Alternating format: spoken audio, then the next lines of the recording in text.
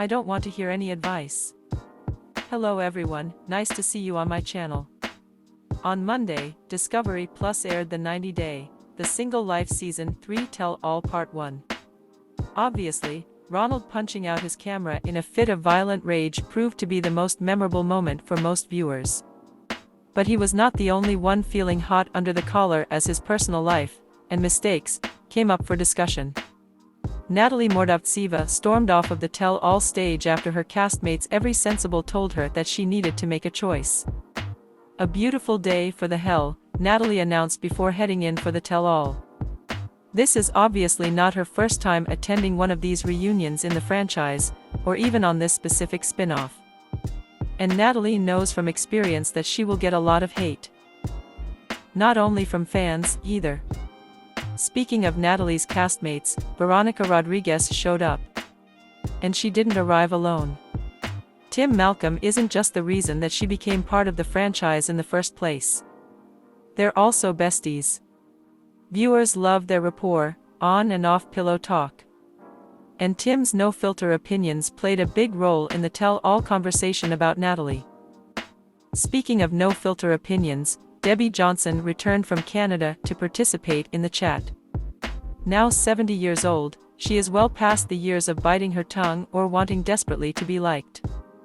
Oh, plenty of people like Debbie, ourselves included. But she's blunt at times. And that came up when she spoke to Natalie's man, Josh. Tanya Maduro arrived. She was feeling better about her own future now that she has had more space from St. John Colchester. Ahead of their time on the tell-all stage, Tanya spoke to producers about Natalie. She called her a sweetheart, but one desperately in need of therapy. Tanya's not wrong. After having spent 4 months in South Africa trying to mend her toxic marriage to Ronald, Tiffany Franco felt emotionally exhausted. She described Natalie as a sweet girl. We can totally see it. Tiffany also admitted that Natalie is f***ing weird. That's an understatement, but it's still true. My personal life is a mess, Natalie admitted in a moment of stark self-awareness. Then a producer stopped by to let her know that both Mike and Josh, her semi-husband and her not-quite-boyfriend, would appear during her segment. Together. Natalie's annoyance was not merely evident, but palpable. To be fair, if you're entangled with two different men, maybe expect that they'll both end up at the tell-all. Backstage, Tanya admitted that she had not gotten laid in a few months. Debbie shared her newfound contentment following a 14-year dry spell. Production asked Natalie for details on her sex life. It turned out that she had seen Josh just the night before. Beautiful Sean Robinson greeted the cast on the tell-all stage. In addition to the core cast, production asked Tim Malcolm to join them. He joined Veronica on the love seat.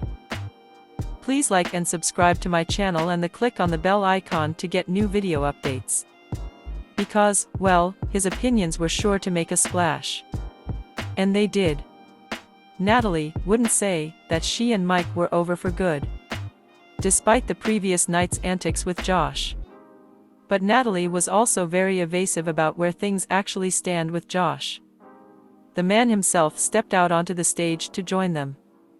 It's not like it was a surprise, he and Natalie were both in the city for the same reason.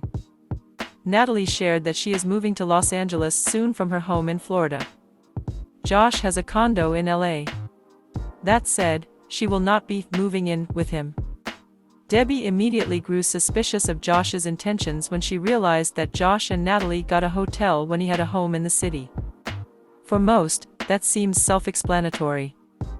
Hotels are sexy, convenient, and you don't have to clean them.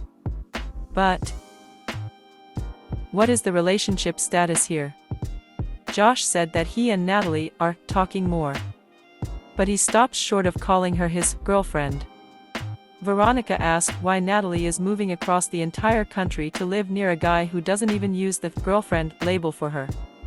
Sure, Natalie is still married to Mike, but that doesn't explain away Josh's issues. As for the Mike stuff, Natalie grew pretty defensive of why she keeps him in the loop even though he's basically her ex. She likes the security of having him in her life, and added that they speak regularly. As is so often the case with Natalie, she became flustered and emotional over people asking her simple questions. Meanwhile, Josh admitted that this is the same answer that she gives him whenever he asks.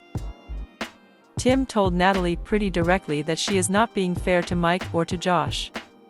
It's not just that she needs to choose between them. Hey, polyamory is great, but that's not what she's doing, and it should be consensual for all parties, or it's not polyamory.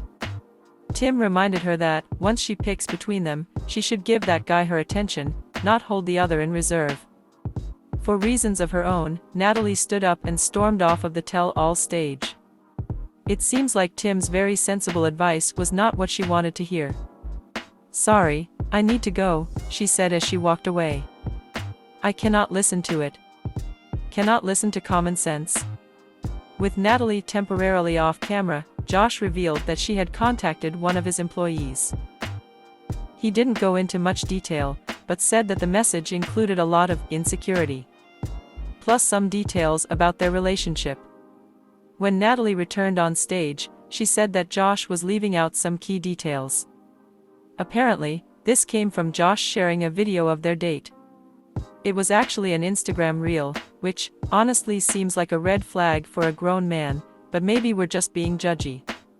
Instagram's fine, reels are just trying to be TikTok, and no one should aspire to that. Apparently, the woman whom Natalie later contacted had shared the video, noting that Josh could do better. That's why Natalie reached out. So none of this was as one-sided as Josh had led the cast to believe. Debbie came down hard on Josh for this. He wished that he had a mute button for her. Sean played a clip of Natalie visiting Mike in Sequim. For whatever reason, Natalie broke down into tears while it played. We're sure that we'll see more of Natalie on part 2. After all, Mike hasn't shown up yet.